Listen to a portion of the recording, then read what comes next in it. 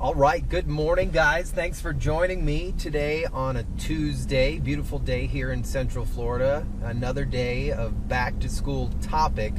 Sun's in our face at the moment, but just give me a second and hopefully we'll redirect here in just a few minutes. I am sticking with this school bus just so we can keep with the topic of what we are discussing today.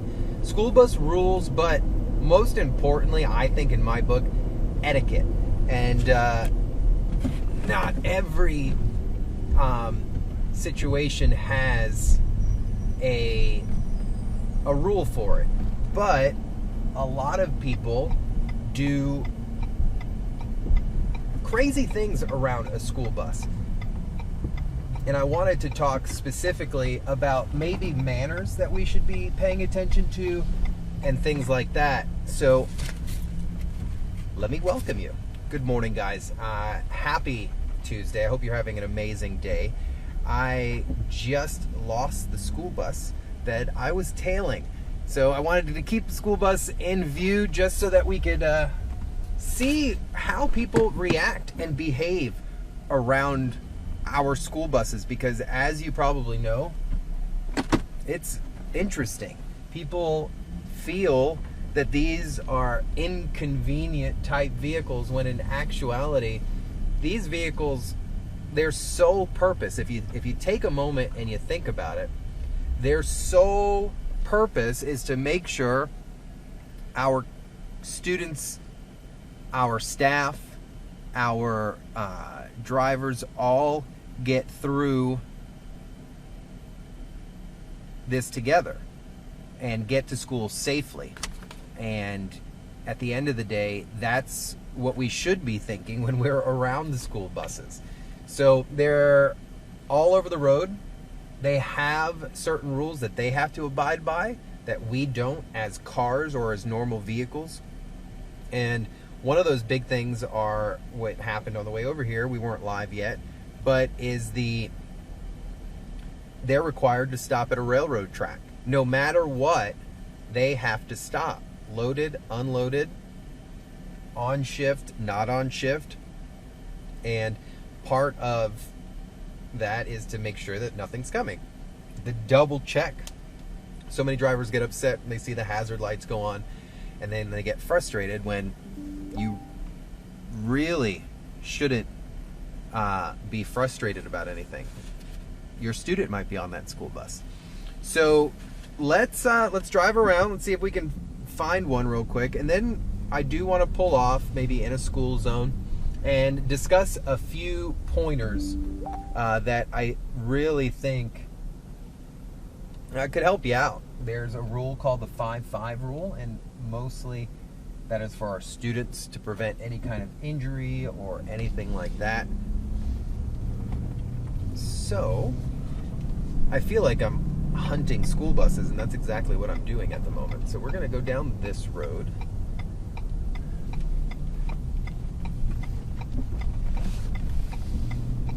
Head down Cambridge here.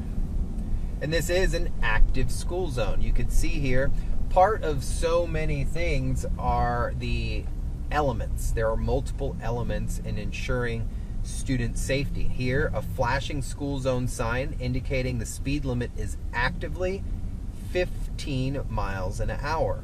And that continues until you reach a sign that indicates end of school zone, which I can see it, but just because I see it doesn't mean I can accelerate at this point. I have to wait until my vehicle has reached that sign, and now I can go up to whatever the speed limit is. But in this area anyway, the speed limit is 15, so I would not be increasing my speed. We are going to slow back down. Now, the school bus is also required to do this and to pay attention while they're have so many other elements to what they're doing. So we're going to pull into the school zone, and we'll talk about a few different things as the school buses are dropping students off this morning at Killarney Elementary. Sir, there's a sidewalk that's would be really good for you instead of walking in the road. Sometimes that makes no sense to me.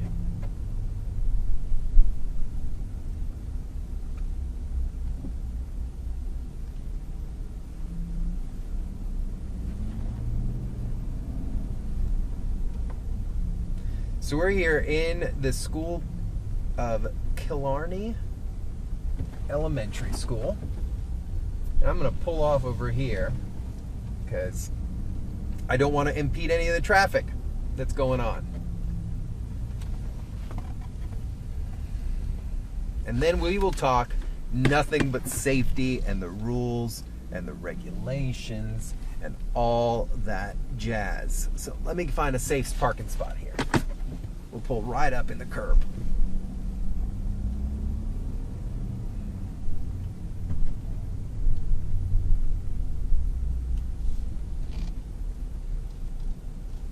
All right, so you can see the school buses are going in and out here, so good little visual for us outside of Killarney Elementary School. I think I'm saying that right.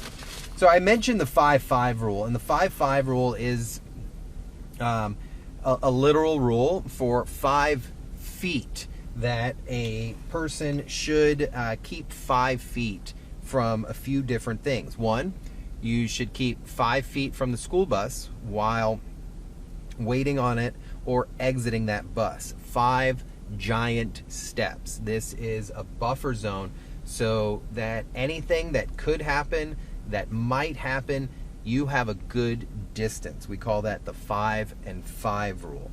It's also 5 giant steps away from the street.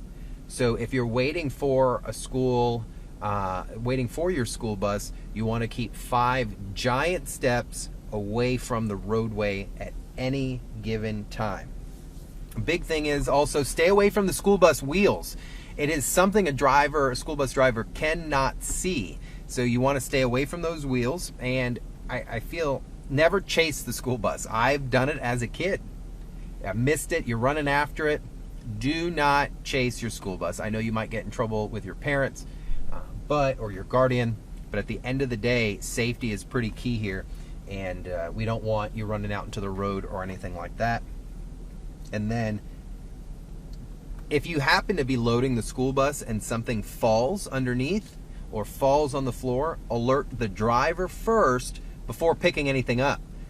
You've got to, this is a large piece of machinery that you're dealing with, and you don't want to be around something like that driver is responsible for, and something tragic could really happen. Try not to play around too much, horseplay, all that fun stuff. Avoid your distractions. Headphones, big thing at a school bus stop. It's illegal for drivers to have 2 of them in, but a pedestrian can have them in. This is where the tips and the etiquette come into play, where I feel if you are a pedestrian waiting for something close, remember 5 giant steps from the roadway, then you need to make sure that you can hear everything that's going on. A crash could occur, sirens. Hearing that bus approach is a real big deal. So I have some fancy graphics here that I'm going to show you, all on beautifully printed paper. So we're talking about when to stop and when not to stop for the school bus. Do I need to stop? So I am going to show the number one that confuses people, because do I need to stop on a divided highway? And what do I mean by a divided highway? I mean just exactly that. I mean where you have travel lanes going one way, another set of travel lanes going another way, so opposite direction. And say the school bus is in front of you. You both are going the same way. The school bus activates its lights. You would be required to then stop. But what about the people coming the other way? So if there is a positive median barrier, meaning it's physical, large, it can be concrete, it can be a metal barrier, then you would not be required to stop. But if you see the lights, pay attention. So what does DOT, Florida Highway Safety Motor Vehicles, say specifically about this? On a highway divided by a median, cars traveling in the opposite direction are not required to stop, but should proceed with caution. A kid can run. You want to make sure. Things can happen. They're children. So, and I'm not talking negative in any way. We were all kids. Our minds are developing. We have no clue what's going on in the world. squirrel happens. You know what I mean? Like that distraction. So we want to make sure as the adult that you are paying attention to what's going on. The penalty for illegal passing on a stopped school bus while displaying a stop sign is significant. Significant. And passing on the side with kids there, you can go to jail for something like that if they deem necessary. So what about a 2-lane road? So no positive median barrier, right? There's no median barrier. There is striping in the center, and it looks something like this, right? This is everywhere. You would be required to stop. Yellow lights start flashing, meaning, hey, the school bus is warning you, slow down for me, because I'm about to slow down so I can pick up some students. They come to a complete stop, arm bar goes out, stop. There's no other interpretation to the word stop, meaning they're stopping and so are you. You are not to proceed past that school bus as those lights are active. The second they shut off, you can, but when they're active, they own it. If you are in the opposite direction approaching and it's just striping in the roadway like this graphic right here, you are required to stop. All lanes would be required to stop. So if there were 3 north, 3 south, and 2 yellow stripes down the center, you are required to stop. So what about a paved crossing? Good example of that would be Lee Road. A paved crossing. I-4 Lee Road or Fairbanks on the east side, you have a center continuous turn lane, right? It looks something similar to this. You would also be required to stop. So just because there is a large center lane, there is no positive median barrier, meaning there is no actual divider happening there. So what does the law say about that? Vehicles traveling in both directions must stop. So that is the true definition of when to stop, when not to stop. But so many drivers are in a rush around these buses. We've got to pay attention. We've been really good so far the past few days getting back into business, into the school. I just really feel it's necessary to talk about this stuff. So a few other things. As of January of 2021, the penalties for failure to stop for a school bus double. So whatever your local clerk of the court has your prices at, if you fail to stop, that is a doubled price. A penalty for failure to stop for a school bus goes minimum to about $200, and a second offense committed in 5 years, your license will be suspended for a year. So if you've done it once, okay, you're going to get hit hard monetarily. But if you do it again, the state's going to take your license for a full year. And then on the flip side of it, if you pass aggressively or recklessly on the opposite side, you could face some really serious criminal charges.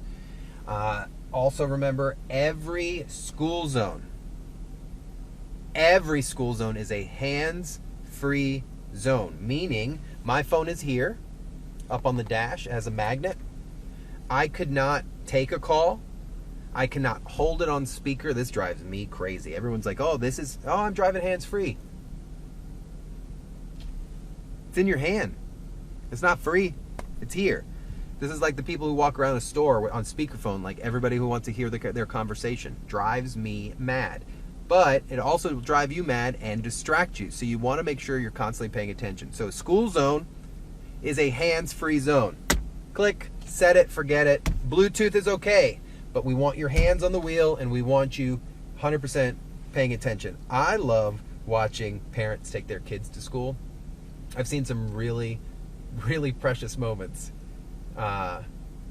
here. I've seen everything from the kid wanting to get out to waving hi to mom as they drop them off. Really cute stuff.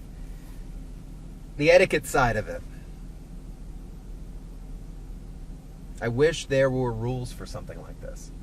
I wish there was something that said you must be kind around a school bus. You must have both hands on the steering wheel if anywhere in your vision a school bus is present. Can you imagine if that was a rule? Treat it as if your child was on there. Treat it as if you were on that school bus. They're doing a job for a few hours in the morning and a few hours in the day. The least we can do is allow them to do it safely and stress-free. So let's go for a little ride, see if we can find another location. And just maybe a school bus, see what we can come up with. And we've hit our points. We know what the rules are. We've talked about the etiquette behind it. Now if we can just begin to practice that, just like our crossing guards, these men and women want to do a job and they want to do it safely.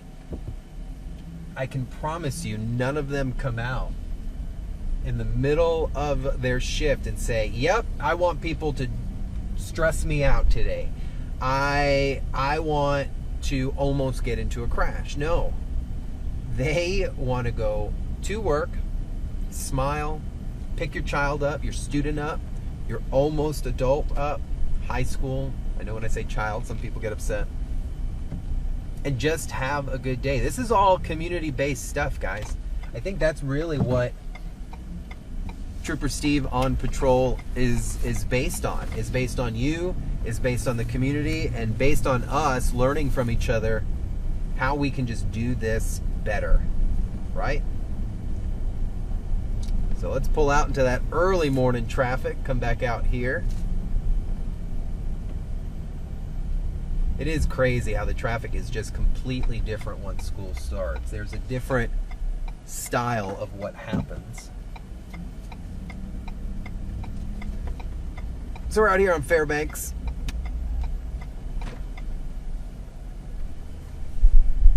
All right, so we talked about when to stop, when you're not required to stop, but you should always use caution, what the penalties are. You could face very serious charges if passing on the side of where they're loading, which is out of my mind, flabbergasting to think someone would do that. Think passing on the side that they're loading, crazy. To be observant. They're bright, they're large, they have flashing lights, and they have the authority to stop traffic so our students can board. And when I say the authority, I mean they are written in Florida law, so you must abide by it. I had someone ask me the other day about the crossing guard. What authority do they have? Well, they are a traffic control device and therefore must be adhered to whenever they're doing their job. It blows my mind that you would be upset that they have the authority to stop your car. They do. So just let's get through this together. All right, guys, thanks for joining me this morning. I appreciate it. If you're hopping on halfway, make sure you get back over to clickorlando.com and you watch this, because we were able to talk about the do's, the don'ts around our school buses. Showed some graphics that I was able to print out, and we sat outside of an elementary school. And On Patrol is just about reminding you about the common sense, common courtesy that we should be doing, and I guarantee when we do it, things are much smoother. Have a great day, guys. Be blessed. Please always wear your seatbelt.